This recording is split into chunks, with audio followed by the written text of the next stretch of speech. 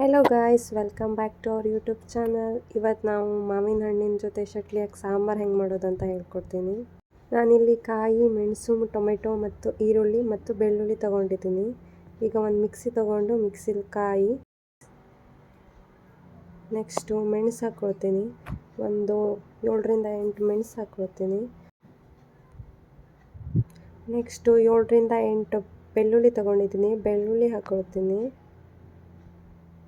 ಹಾಗೆ ಸಾಂಬಾರಿಗೆ 2 ಟೇಬಲ್ ಸ್ಪೂನಷ್ಟು ಧನಿಯಾ ಕಾಳನ್ನು ಹಾಕ್ಕೊಳ್ತಿದ್ದೀನಿ. ಮತ್ತು ಸ್ವಲ್ಪ ಅರಿಶಿನ,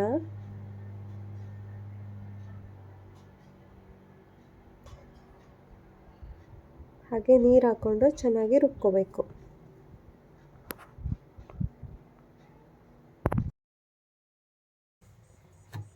ಗೈಸ್, ಬೇಯಿಸ್ಕೊಬಂದೆ ನೋಡಿ, ಮಸಾಲೆ ಗಂಧಾಗಿದೆ. ಈ ಥರ ಗಂಧ ಮಾಡ್ಕೋಬೇಕು.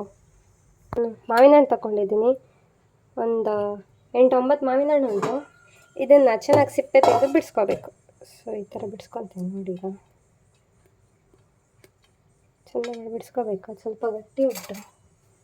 ಚಾಕುದಲ್ಲಿ ಕಟ್ ಮಾಡ್ಕೊತೀನಿ. ನನಗೆ ಈ ರೀತಿ ಕಟ್ ಮಾಡ್ಕೊಂಡು ಬಿಡಿಸ್ಕೊತೀನಿ. ಸಿಪ್ಪೆ ತೆಕ್ಕೋಬೇಕು.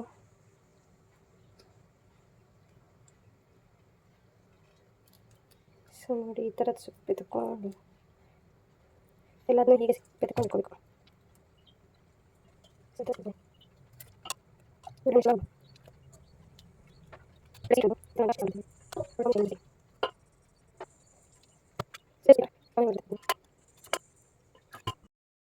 ಈ ಥರ ಎಲ್ಲದನ್ನೂ ಬಿಡಿಸ್ಕೊಂಡು ಇಟ್ಟಿದ್ದೀನಿ, ನೋಡ್ತಿರ್ಬೋದು ನೋಡಿ. ಈ ಥರ ಹೀಗೆ ಮಾಡಿಕೊಂಡು ಇಟ್ಕೋಬೇಕು. ಈಗ ಶಟ್ಲಿ ಬೇಯಿಸ್ಕೊಳ್ಳುವ. ಈಗ ಗ್ಯಾಸ್ ಹಚ್ಕೊತಿದ್ದೀನಿ. ಹಚ್ಕೊಂಡು ಒಂದು ಪಾತ್ರೆ ಇಡ್ತಾನೆ.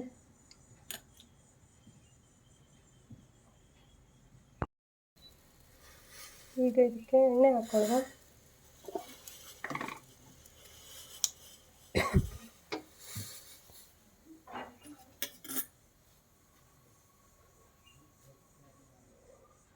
ಹೊಗೆ ಬರ್ತುಂಟು ನೋಡಿ ಎಣ್ಣೆ ಮಾಡೋದು.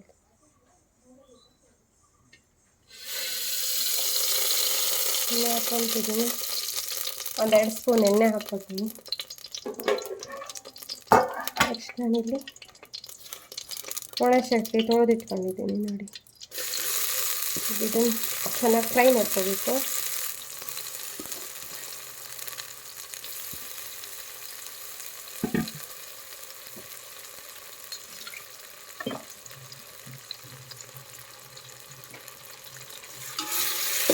ಈ ಥರ ಫ್ರೈ ಮಾಡ್ಕೊಳ್ಳಿ ಚೆನ್ನಾಗಿ.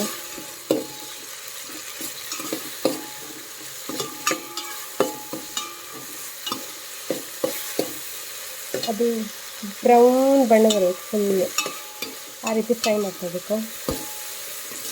ಮತ್ತು ಸ್ಮೆಲ್ ಬರುತ್ತೆ, ಚೆನ್ನಾಗಿರೋದು ಸ್ಮೆಲ್ ಬರುತ್ತೆ. ಅಷ್ಟೇ ತನಕ ಫ್ರೈ ಮಾಡ್ಕೊಳ್ಳಿ.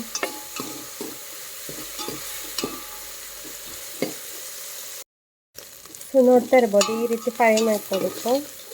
ನೋಡಿ ಎಷ್ಟು ಚಂದ ಫ್ರೈ ಆಗಿದೆ. ಈ ರೀತಿ ಒಂದ್ಸಲ ಮನೇಲಿ ಟ್ರೈ ಮಾಡಿ. ಶಟ್ಲಿ ತಿಂದೇ ಇದ್ದವರು ತಿಂತಾರೆ. ಈಗ ನಾನು ಟೊಮೆಟೊ ಮತ್ತು ಈರುಳ್ಳಿ ಕಟ್ ಮಾಡಿ ಇಟ್ಕೊಂಡಿದ್ದೀನಿ, ಅದನ್ನು ಹಾಕ್ಕೊಳ್ತೀನಿ.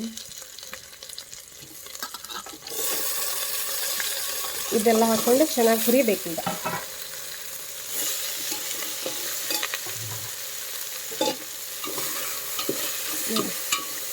ಈ ರೀತಿ ಬರುತ್ತೆ, ಚೆನ್ನಾಗಿ ಹುರ್ಕೊಂಡು.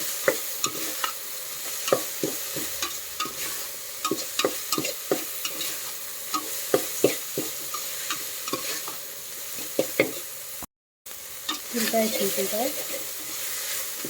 ಈರುಳ್ಳಿ ಫ್ರೈ ಆಗಿದೆ, ಸ್ವಲ್ಪ ಸಾಕು. ಈಗ ನಾನು ಇದಕ್ಕೆ ಮಾವಿನ ಹಣ್ಣು ಹಾಕ್ಕೊಳ್ತೀನಿ.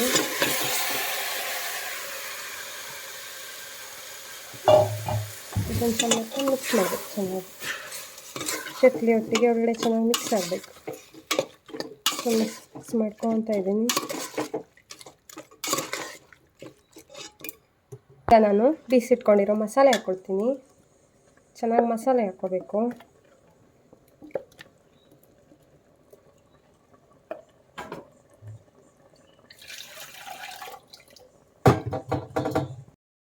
ಸಾಂಬಾರಿಗೆ ಎಷ್ಟು ನೀರು ಬೇಕೋ ಅಷ್ಟು ನೀರು ಹಾಕ್ಕೊಳ್ಳಿ.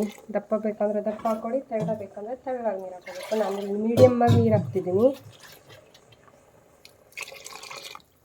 ನೀರು ಹಾಕ್ಕೊಂಡು ಈ ಥರ ಮಿಕ್ಸ್ ಮಾಡ್ಕೋಬೇಕು. ಇದಕ್ಕೆ ನಾನೀಗ ಎಷ್ಟು ಬೇಕೋ ಅಷ್ಟು ಉಪ್ಪು ಹಾಕ್ಕೊಳ್ತೀನಿ. ರುಚಿಗೆ ತಕ್ಕಷ್ಟು ಉಪ್ಪು ಹಾಕ್ಕೊಂಡು ಚೆನ್ನಾಗಿ ಕುದಿಸ್ಕೋಬೇಕು. ಸಾಂಬಾರು ಚೆನ್ನಾಗಿ ಕುದ್ಮೇಲೆ ಗ್ಯಾಸ್ ಆಫ್ ಮಾಡಿದೆ. ನೋಡಿ, ಚೆನ್ನಾಗಿರೋ ಸಾಂಬಾರು ರೆಡಿ ಆಯಿತು.